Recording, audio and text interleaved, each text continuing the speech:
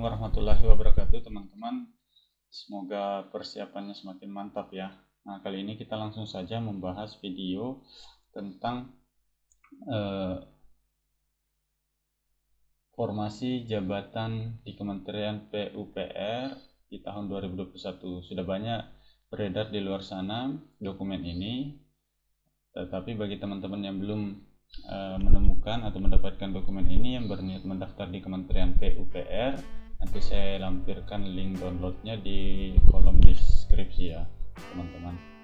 Jadi yang perlu teman-teman ketahui dengan perbedaan di tahun 2019, yaitu kalau di tahun 2021 yang ini Kementerian PUPR membuka 1057 formasi, berbeda dengan di 2019 yang membuka sebanyak 1048. Sebenarnya tidak terlalu jauh beda, cuma berbeda 9 orang, naik 9 orang saja perubahannya, naik 9 formasi, jadi hampir mirip. Nah, kalau kita bandingkan, kalau teman-teman mau melihat strategi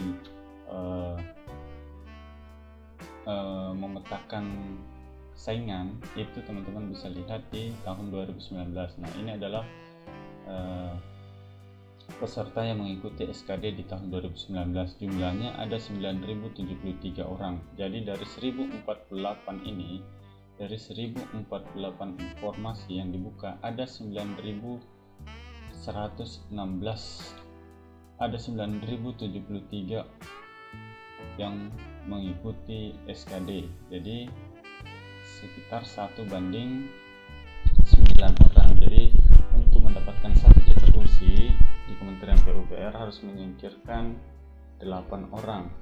Jadi 1 banding 8 pada ya teman-teman, seperti itu gambaran umumnya, padahal tidak mutlak seperti itu. Nah, jadi tergantung dari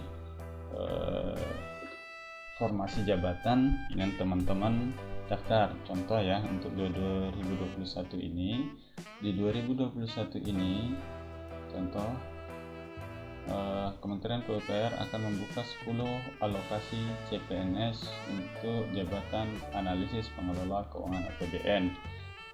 Nah, tinggal lihat teman-teman nanti berapa pesaingnya,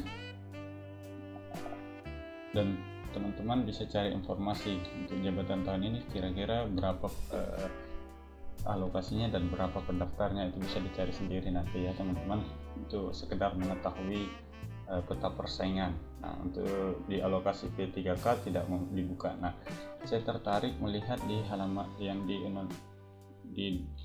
nomor urut 224 ini.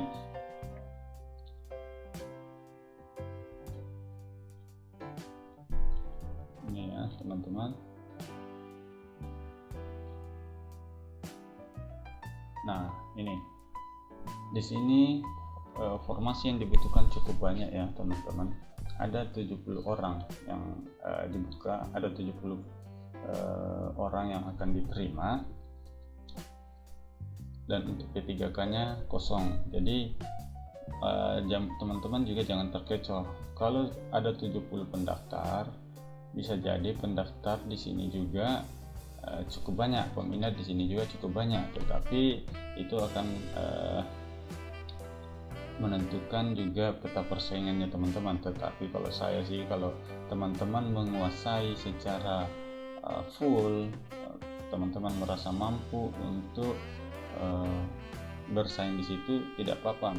Misalnya cuma 1 dan teman-teman merasa menguasai teknik bangunan dan perumahan, tidak apa-apa, teman-teman masukkan saja di situ. Nanti masalah hasil insya Allah itu sudah takdirnya masing-masing, tetapi memang harus punya strategi seperti itu. Nah, jadi teman-teman, jika teman-teman basicnya adalah bangunan dan perumahan, silakan saja daftar, karena soal SKB-nya juga nanti itu akan tidak jauh beda dengan kemampuan teman-teman di bidang tata bangunan dan perumahan. Seperti saya kemarin di pengelola jasa konstruksi, itu tupoksinya setelah saya masuk di bekerja selama beberapa bulan, itu saya melihat tupoksinya itu berkaitan dengan pengontrolan SMK 3. pantasan, dan saya baru sadar ternyata memang yang keluar pada saat soal SKB itu banyak tentang SMK 3. Jadi teman-teman harus tahu tupoksi dari teknik tata bangunan dan perumahan, apa saja tugas-tugasnya dia. Ini tips untuk pada saat SKB ya nanti ya. Kalau teman-teman merasa menguasai, tidak apa-apa, daftar saja meskipun informasinya sedikit. Kalau teman-teman merasa mampu dan menguasai, silakan daftar. Seperti itu ya teman-teman. Nah, saya mungkin tidak bercerita banyak, nanti teman-teman baca sendiri formasi ini. Nanti saya kirim link downloadnya. Kalau belum sempat, nanti silahkan di WA kontak saya, ada beredar di video-video sebelumnya, silahkan di kontak. Semua teman-teman yang meminta materi sudah saya kirimkan.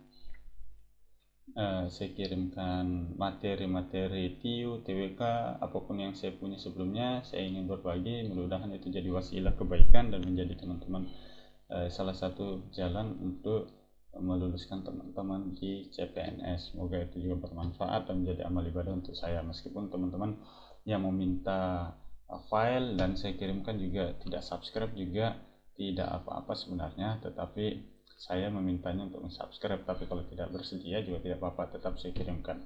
Semoga itu menjadi wasilah kebaikan saja. Nah, itu ya teman-teman, silakan dipersiapkan dengan baik persiapannya, perhatikan peta persaingannya, dan jangan lupa banyak latihan supaya nanti pada saat tes bisa lulus.